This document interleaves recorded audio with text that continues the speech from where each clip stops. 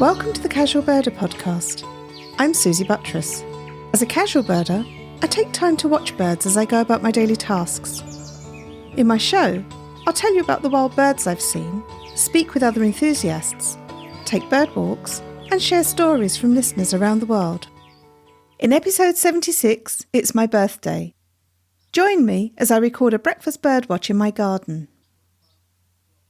My birthday was at the beginning of April. As a treat to myself, I always try to take leave on my birthday and spend it doing exactly what I want. This year, with sunny and warm weather promised, I decided to spend the whole day in my garden, watching the birds that visited. I've been taking part in a breakfast birdwatch each weekday morning, set up by the RSPB, the Royal Society for the Protection of Birds. The aim is to encourage us to use the time when we might have been commuting to work or otherwise busy to instead spend an hour appreciating the beauty of nature from our homes. Using the hashtag BreakfastBirdWatch on social media, we can find posts by others about the birds and wildlife they see and share our own sightings. I recorded my breakfast birdwatch for the full hour, but you'll be relieved to know that I've cut out the bits where nothing much was happening. A quick overview of my suburban garden. It's south-facing, about half the size of a tennis court. We have houses to either side of us, but are lucky to back onto a cul-de-sac, so we have an open view to the sky. It's fully fenced, with a hole in the base of one section for the Hedgehog Highway, a route through gardens for hedgehogs to freely roam. There's one area with closely grown shrubs, which is attractive to house sparrows and dunnocks for the cover it provides, and a mid-size acer that's about 8 feet tall. A third of the garden is given to patio and decking. The remainder is set to flower beds and grass. The flower beds are currently under development and are mainly bare earth at the moment. We have a summer house on the patio which faces west and gives us views of the sky as we live on a slight hill. There are a couple of sunflower heart feeders dotted around the garden, a couple of ground feeder trays in which I use no-mess seed mix, and 3 water baths of various sizes and depths.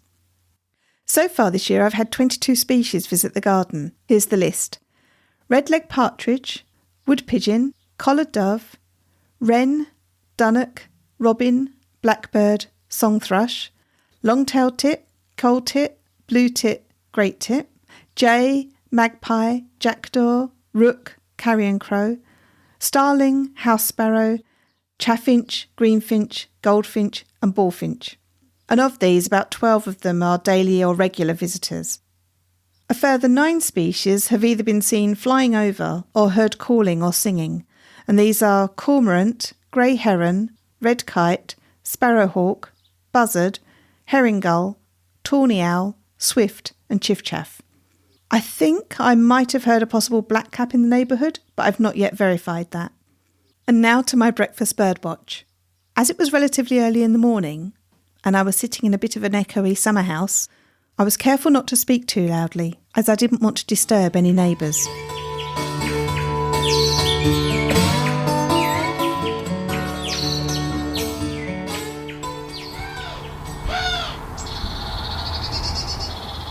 It's the morning of my birthday, and I'm going to be spending the day sitting out in the garden watching the birds.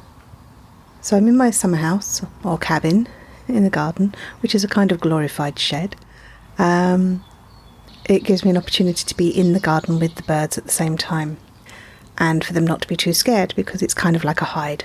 And I thought I'd record my breakfast birdwatch for the hour between 8 and 9. I've been doing a breakfast birdwatch every weekday morning in line with the RSPB's breakfast birdwatch. It's really nice to be able to record my sightings, take some photographs and share them online with other people who are doing their birdwatches at the same time. It's a nice sense of community, and there's people watching birds from all over submitting their photographs and sightings. What's nice is it means that we get a chance to see those habitats that we can't visit at the moment. So obviously very envious of people who live in those locations, but we can all find joy in nature in our own backyards, if we're lucky enough to have backyards, or in our local parks where we can still walk through for exercise. So currently I have 2 collared doves in the garden, and a rook has just turned up along with a robin. I've been putting out a particular type of lard and seed mix the last couple of days. I've made it up with a block of lard, regular bird seed, and I mix in some chopped nuts and dried mealworms. So it's got a lot of the goodies all put together. I've put out a couple of coconut shells, which I've stuffed with the fat mix, and I put a little bit out in a tray on the floor as well, to let a variety of birds try it out. The magpie's just turned up, and it scared the rook and collared doves out of the garden. It's currently just strutting around the garden, investigating food that's been dropped by the birds. Found something it liked and has flown up to a neighbour's roof. I can hear a goldfinch being angry about something. A woodpigeon has just turned up on the fence. There's two there, one's displaying to the other, bowing down low and lifting its tail while cooing. Don't think it's having the desired effect on its intended mate, which is just walking away from it up the fence. The woodpigeon is following, doing little jumps, tried to fly closer, and that scared the other one off. Okay, across the skyline I can see a rook coming in. There's two of them that have flown in from across quite a way away. I do get quite a lot of pleasure from seeing them coming in from a long distance off and then landing in the garden. I have a rook friend that comes and requests food by landing on the railing next to the deck. Now, one did just come in and land, but it saw me and flew off, so I don't think that one's my friend. So my rook friend comes into the garden, lands on the deck railing. If we're in the kitchen, it then walks up the deck railing until it makes sure that we've seen it. And then I walk to the back door. It flies to the top of my washing line, which is near the back door, and waits. And then as I open the back door, it goes back to the railing. I throw out a handful of suet pellets, and it comes down and eats them while I'm standing there. Interestingly, it will ignore all other food in the garden to eat the pellets. I don't think that the pellets are that much more tasty than the other food that I've got out.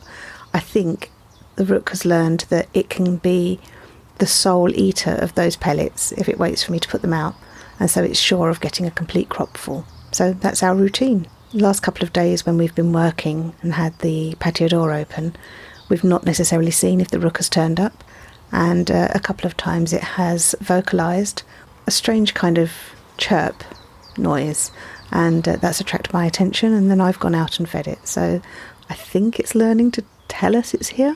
Anyway, seems to be mutually beneficial. I get some pleasure from having a rook friend, and the rook gets some personalised delivery of suet pellets. A rook did something similar last year, and it was a very similar procedure. So I think it's the same rook. I only saw it up till around July. I remember talking about it in the July episode I did in my garden last year, and then I think that's after the breeding season. It doesn't come back to the garden, so it's only coming while it knows it can get a supply of food for feeding young. Just breaking in here to say that a few days later I was able to record the rook's chirp as it was sitting on the railing.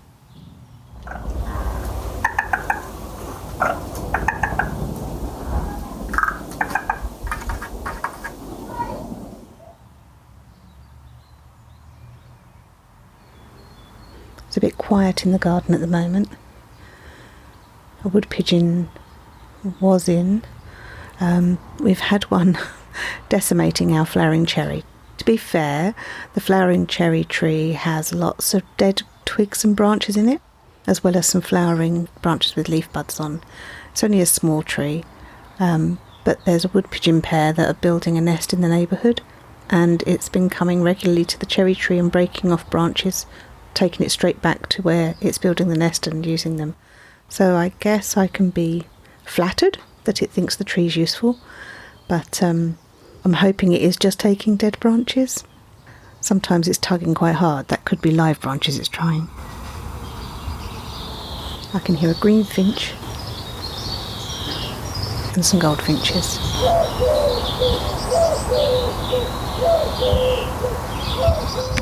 That's a collared dove sitting on the roof opposite. So we've got one nest box in the garden, which I think a pair of great tits are going to take over. But there have also been a pair of blue tits trying to look at that box, and they came several times, and there were some fights between the great tits and the blue tits. So last weekend I put a second box up at the other side of the garden. I don't know that it will get used because the great tits are quite territorial about their garden. But within an hour of putting the box up, a blue tit pair were checking it out, which was amazing, because I've had times in the past where you put boxes up and they just go unused for ages. A bit like my Swift boxes, actually, but we won't go into that. So it would be lovely if the blue tit pair can exist in harmony with the great tits and have their own box in the garden, but we'll see. So one thing I saw this morning, next door I have a dog, and I noticed that in the shrub in their garden that I can see from my garden, there was some dog hair stuck in the shrub, and I saw the great tit this morning pulling on the dog hair, and I guess it was going to use some of the fibres to line the nest. So that was interesting to see how they use locally found materials. Oh, and recently we've had house sparrows using the garden again. So at the end of the garden we used to have an oak tree and some mature shrubs. They were outside of our fence, so they're outside of our boundary. And we used to regularly get a lot of birds sitting in those shrubs and using the tree. So there's quite a healthy population of sparrows in the neighbourhood, and they would come and sit in those shrubs and have a good old chatter, and I loved hearing them. So I still can hear them. They're in the front part of the neighbourhood. I have to go out the front door and across the green to hear them. But just this week, a male and female house sparrow have been visiting the garden, which I'm really, really pleased about, because we used to have, up to 10 sitting in the shrubs at a time, chirping away, which I really loved hearing. And while I can go and hear them out the front, it's nice to just have them in the garden. So that's been a real bonus recently. Hearing a chiffchaff from the garden is... Oh, gosh, I think that was a heron just flew over. Got to just get out and have a look. Just saw a little tiny moment of it as it went over. A really big bird. But anyway, I think that was a heron. I literally had a split second of a view as it flew over the top of the house and then was lost because I'm inside the summer house. But that's a new flyover for us. We have had them on neighbours' roofs before. So yeah, I was just saying about the chiffchaff. There's a chiffchaff in the neighbourhood that's been calling out over the last couple of days. I saw and heard my first one of the year last Tuesday, so just over a week ago. And since then we've now heard this one in our neighbourhood. Now last year I did have a chiffchaff in the garden briefly, and it was bathing. Managed to get a little bit of video of that. It'd be lovely if the chiffchaff turns up again, if a chiffchaff turns up in the garden this year. So something that I've noticed about seeing the rooks in the garden is their displays of dominance. So I'm guessing males, because you can't tell male and female rooks apart unless maybe it's size. But at the moment I'm still not able to tell which are males and which are females, apart from the fact that some display to others. So if one is defending its place at the food bowl, what it will do is fan its tail and drop its leg feathers, or fluff them out, and so it goes from looking like a bare-legged bird to having pantaloons. So I always call it the pantaloon moment, or they're pantalooning. And yes, so they fluff themselves up to make themselves look bigger. But it's very noticeable, the fan tail and the dropped leg feathers. The chiffchaff was just calling out again just then. Something else that we discovered on Sunday is that we live just a 15-minute walk from a piece of parkland or downland that is quite ancient. It adjoins a Roman road that ran from Silchester to Winchester. It's quite a large open space. It's called Old Down. It's just a 15-minute walk, but it's an area where I would never normally walk. generally we just drive to work and back, and then if we are out in the neighbourhood, we've got very specific places we're going, and had never been to that area. So it's a real joy to find that. Another joy in the garden has been the emergence of the hedgehog again. I don't know if it's been living in the hedgehog box we've got, but I've seen it most nights, and I've put out some dry cat food for it, and we can hear it crunching when it finds it. And because we've had a very moonlit night the last couple of nights, I've been able to look out and see it wandering around the garden. I hope we have another good hedgehog here. Well, having had a really busy garden earlier, I don't think it's just that I'm out here. I think things have calmed down a little bit. I can hear blue tits, a chaffinch, chiffchaff. So I'm trying to keep a lot more of my garden lists on eBird.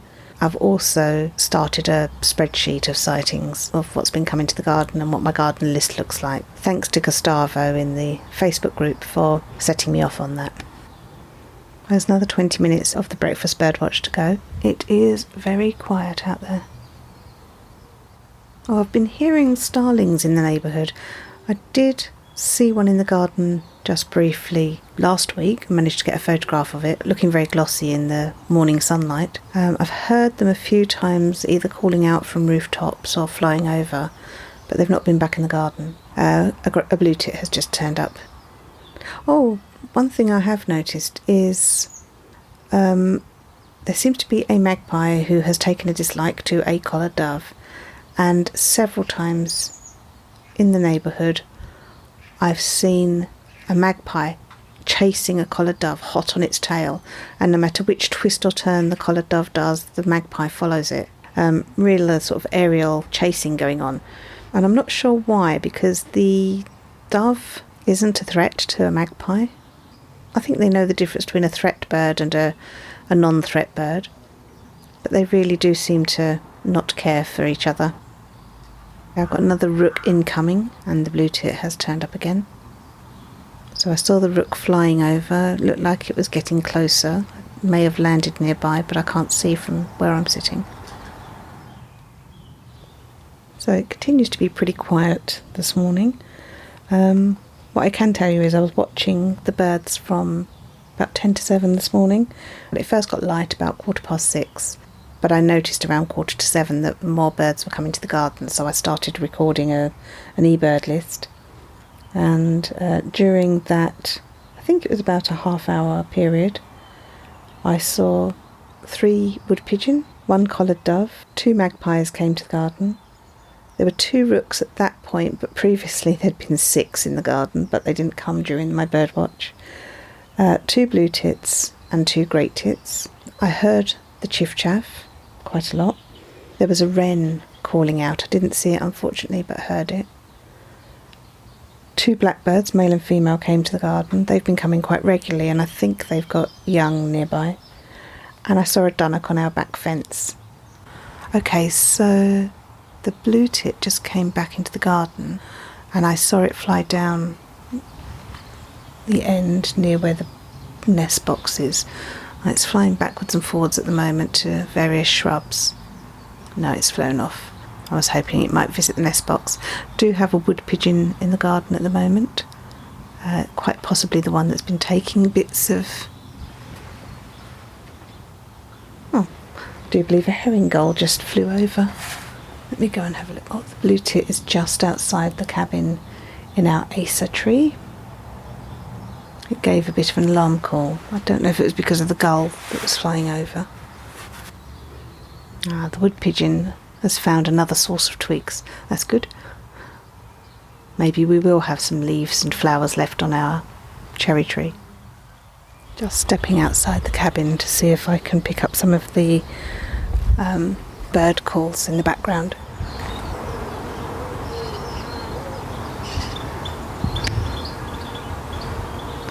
Three starlings and 2 goldfinches just flew over. There's a bee nearby. See if I can get some bee sounds.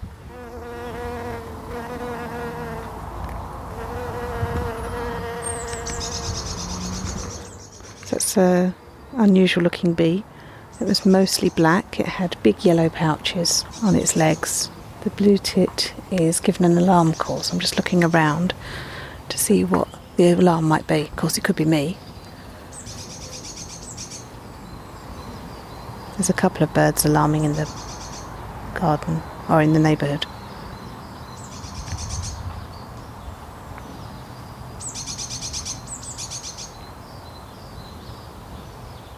Can't see an obvious threat. So although not much has been happening in the garden, there's been a few interesting birds flying over.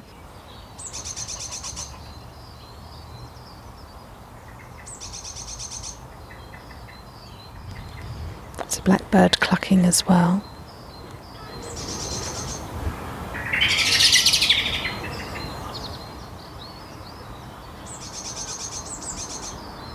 Pretty sure I can hear a herring gull off into the distance somewhere.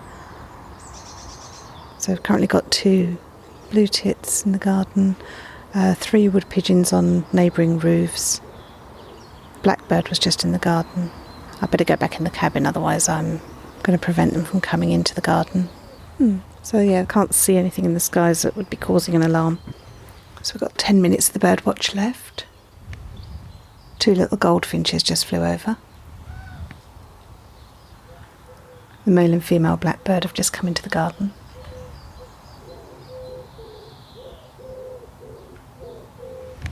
Female blackbird is brown. This particular one has quite a pale throat patch, and she's currently eating some of the fat mixture that I've put out.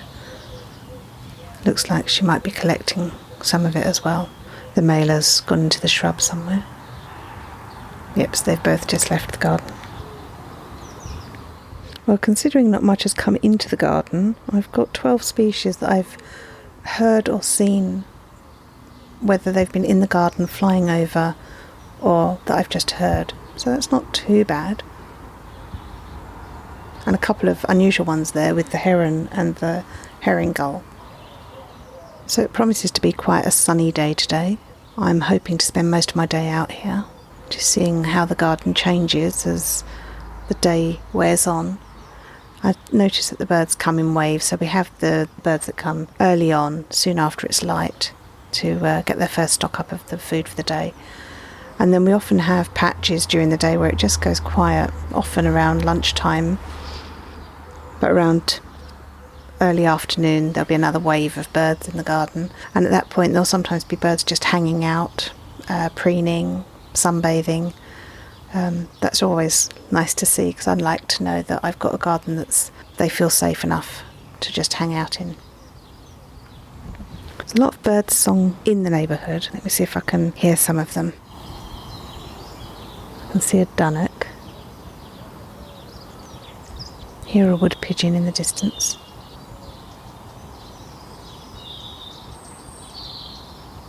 Hear a robin calling. I haven't actually seen the robin during this hour.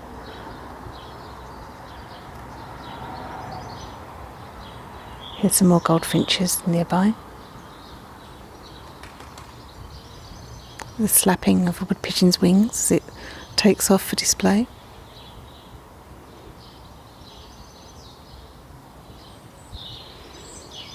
Starling flying over again.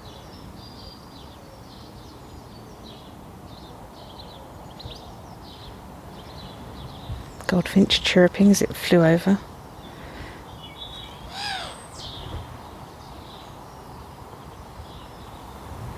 That was a collared dove calling. They usually make those calls while they're actually in flight.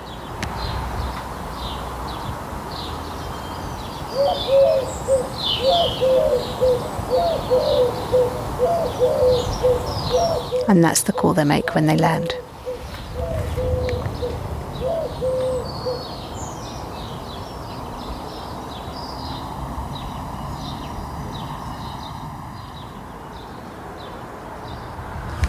It noticed me pointing the recorder at it and stopped calling. Another display flight there by a wood pigeon. They sort of fly up into an arc at the top of the arc, slap their wings and then coast down the arc.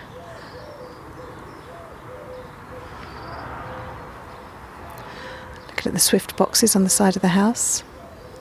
Don't think there's been any sign of use. I was hoping some house sparrows might find them and at least start off nesting.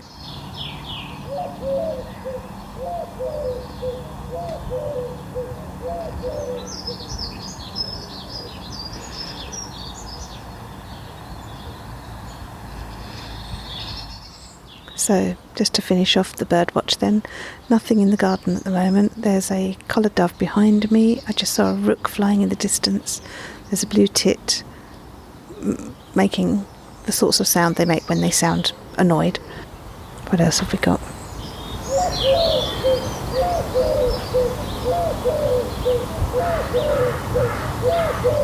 Carrion crow cawing in the background.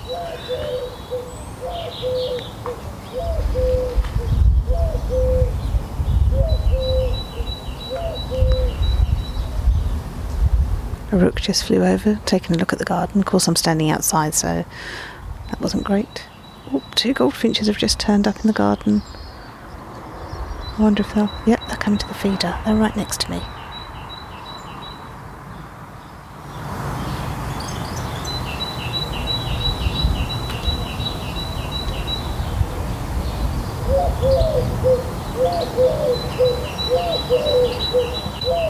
Oh, there were 3... together, but the fact that I'm here scared them, so they did come and get some seed but took it as quickly as they could. Blue tit on the coconut, and is this the blue... Oh, and one of the blue tits was actually at the hole of the new box. So there's a pair of blue tits in the garden at the moment. One of them is looking round the box and is at the hole again now and is putting half of its body in the hole to check out the box. Yeah, that box is in sunlight for part of the day, but yesterday I went over to it while it was in sunlight to fill the box, and inside it still felt reasonably cool. Ah, now that the second blue tit has just flown in and flown straight to the hole. They're both on the fence at the moment. I mean, literally on the fence, not on the fence about whether they're taking over the box or not, but maybe that too. Yeah, so I was a little bit worried that the box might get too much sunlight and be too hot. Oh, they've both just flown off.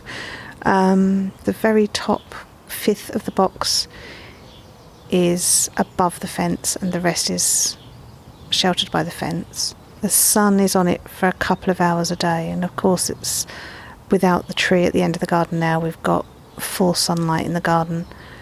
I'm hoping that means it doesn't heat up too much in the box and that the main part of the box is actually protected from sunlight. I'll have to see, because I would hate to have put a box out that is going to be causing problems for any inhabitants. Anyway, that was my hour's birdwatch on my birthday morning. Thank you for joining me in the garden.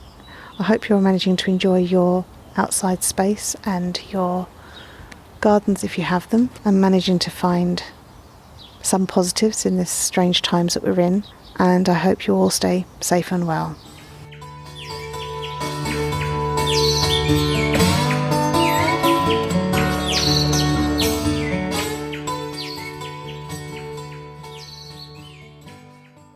An update on the great tits. They nested. We had 3 eggs in the nest which all hatched. That's a fairly small clutch. Previously, we've had much bigger clutches of 8 or 9. Last weekend, when I checked, we had 2 remaining chicks. Yesterday, I checked the camera again, and only 1 has survived, but it's very alert and healthy looking, and I suspect it might leave in the next day or so. The second box hasn't been used despite the initial interest by the blue tits.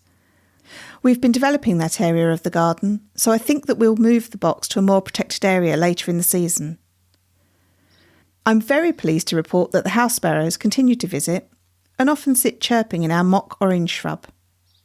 In fact, there's some outside the window right now you might be able to hear. This week, I heard the first starling fledglings flying over with their parents. I haven't seen any of those fledglings actually in my garden, although we have had the first rook and jackdaw youngsters visiting the garden with the adults. In the past, our garden has acted as a creche for newly fledged birds, with starling, blackbird and house sparrow young hanging around together while their parents go off in search of food or for a bit of a rest. I love seeing the young birds exploring their surroundings or interacting with each other. I hope to be able to share some stories from this year's fledglings soon. I mentioned in my Birdwatch about making a seed and lard mix to feed to my garden birds. A question was raised recently in the show's Facebook group about whether it's okay to feed birds during the spring and summer. I understood that it was, but I rechecked the guidance from both the RSPB and the British Trust for Ornithology's Garden Birdwatch. Both say it's fine to provide food during this period, but with the following precautions. Feed smaller amounts and top up the feeders as needed to prevent the food possibly spoiling in the heat. Feeders and water baths should be cleaned regularly to avoid spreading any diseases. It's best not to provide peanuts during this time, as they can be a choking hazard for chicks. And fat is not a suitable food in the summer, as it can go rancid in the heat and also spread over the bird's feathers. That last point gave me pause, and I stopped feeding my lard mix from that day. Instead, I've been using suet balls and pellets as additional treats for the birds. The most important thing to provide is fresh water, even if you're not able to give food, especially in the hot weather that we've been experiencing in southern UK recently. The show's Facebook group has members from around the world, and the question about feeding brought some interesting perspectives. Andy said that in Hungary, where he lives, the National Bird Organisation recommends not feeding after mid-April. And similarly, Karin in Finland said that they're also advised not to feed during the breeding season. In Australia, Jessica and Jenny said that feeding is not advised at all, although people do it. Jessica mentioned concerns about making birds easy targets at feeding stations and the possibility of attracting rodents and snakes. Generally, it's advised in Australia that if you wish to attract birds, you provide native plant species as a natural food source and provide water. In fact, that's probably a good rule wherever you are. For further information on responsible bird feeding, check out the show notes, where I have links to all the main organisations mentioned. As I mentioned in my Birdwatch, my rook friend has been coming most days. After my birthday, I didn't see it for nearly 2 weeks, and I was worried something had happened to it, but then it returned and it's been back most days. An interesting thing has happened. I sat out in my garden all day a couple of days ago, and while I was surrounded by birds, a male blackbird kept coming close to me, so I threw it some of the cheese pieces that I had. It did this a few times and was obviously collecting the cheese to take back to its young. That evening, when I was back in the house, my rook friend came to visit and did its usual thing of landing on the deck railing and waiting until I threw out some suet pellets before coming down to eat them. After it left, I went back in the kitchen and the blackbird landed on the railing and hopped up closer to the window and looked at me. I opened the back door and, though it flew further into the garden when I did so, it came back for the cheese morsel that I threw out. It did something similar a few times yesterday. It feels like the blackbird has noticed what has benefited the rook and is taking advantage of the process we've built up. I know that birds learn from each other where there are good food sources, but I never expected this to happen.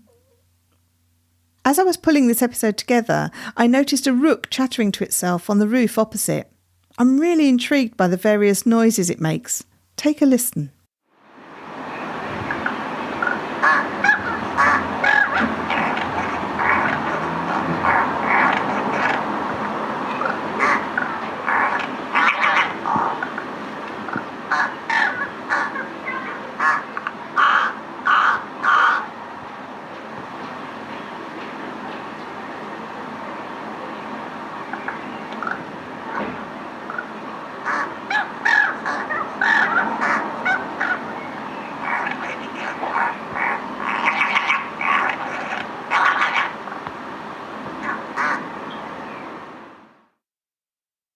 Hannah, from Hannah and Erik Go Birding, has just released a second podcast. It's called Women Birders Happy Hour. Here's Hannah to tell you about it. Hi, it's Hannah from Hannah and Erik Go Birding, and I'm bringing you a brand new podcast called Women Birders Happy Hour. Did you know that the majority of birders are women? And even more, women are graduating with advanced degrees in record numbers and working in all levels of birding, from festival organization to field research to writing about birds and creating incredible art. Women are getting it done, and I want to share what they're doing with you. And additionally, I'll have a special cocktail for each episode in the spirit of happy hour. So grab a drink or two if you're listening from home, or maybe a coffee if you're tuning in from the car or office, and check out your favorite podcast provider for Women Birders Happy Hour. Thank you, and I look forward to sharing with you. And if you ever see me out in the field, say hey, and I'd love to meet you.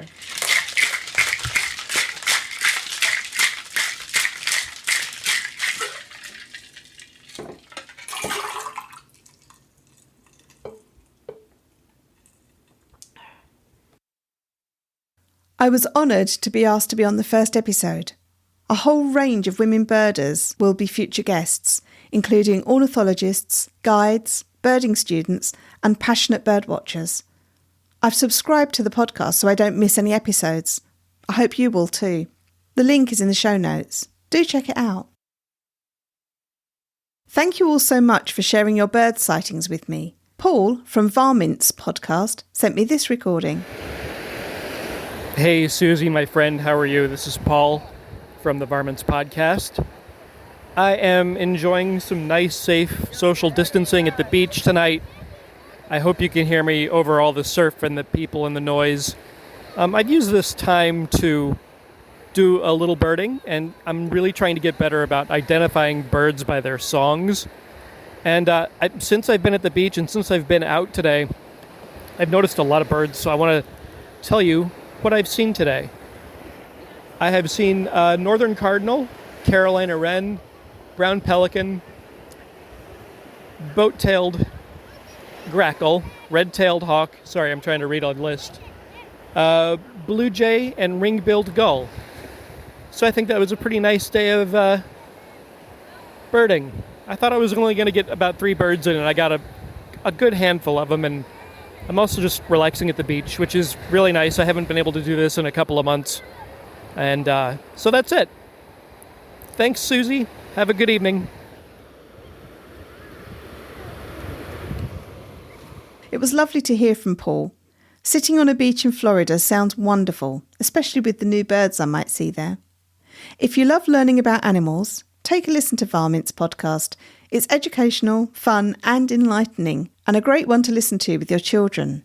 Oh, and I was on an episode all about hummingbirds a little while ago. From Twitter, @ShepherdWells sent me this recording of the dawn chorus where he lives in Essex. He's lucky enough to live within walking distance of Epping Forest.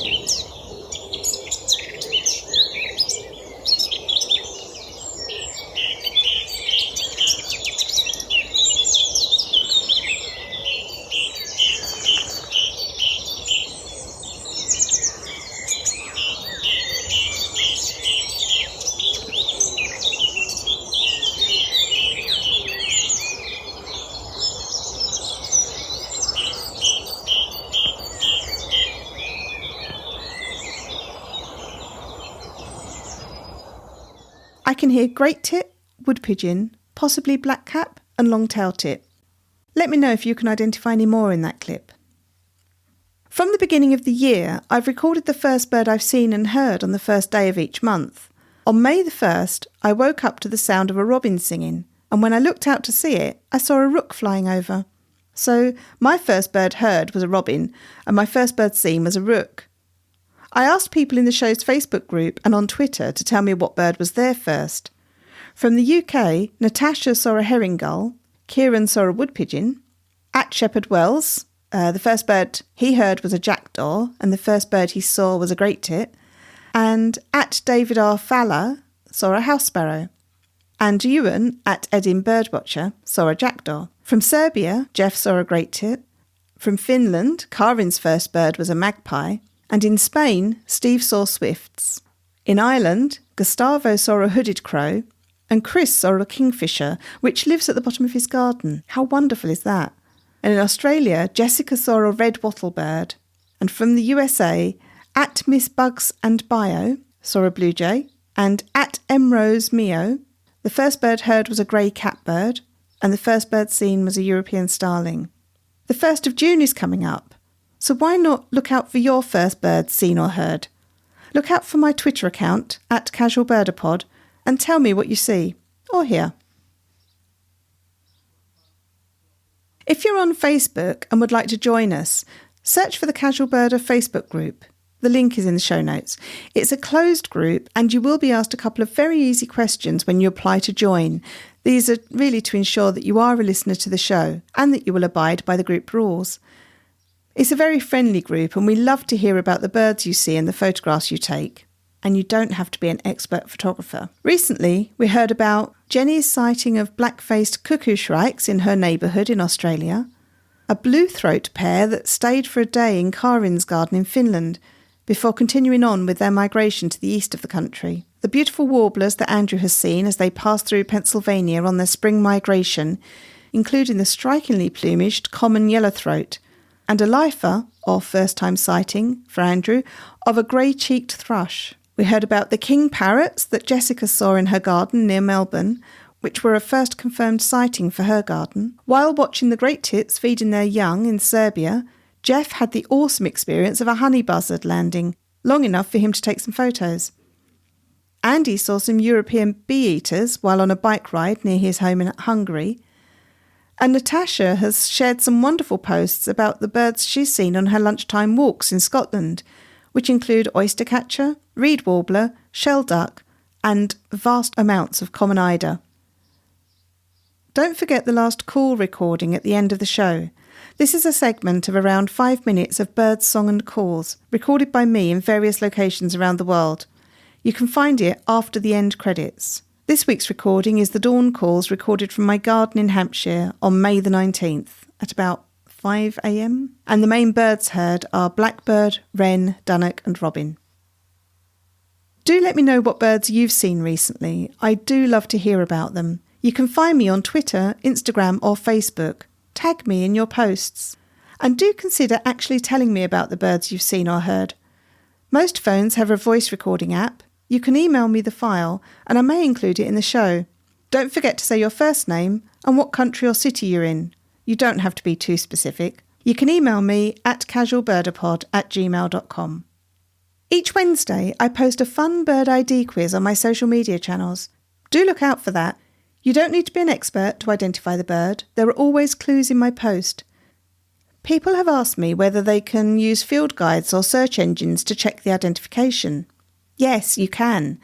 Treat it as though you've caught a glimpse of the bird in the field, and then you use the clues you have to identify it, which might mean checking online or in a bird guide, and that's why I give the region to help narrow it down.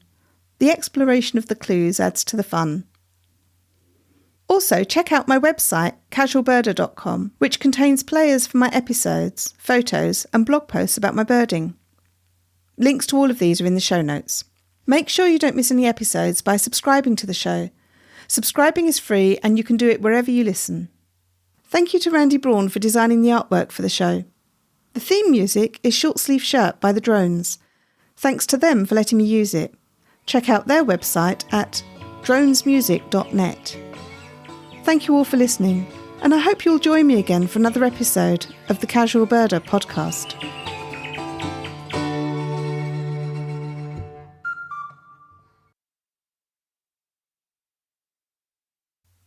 Last Call.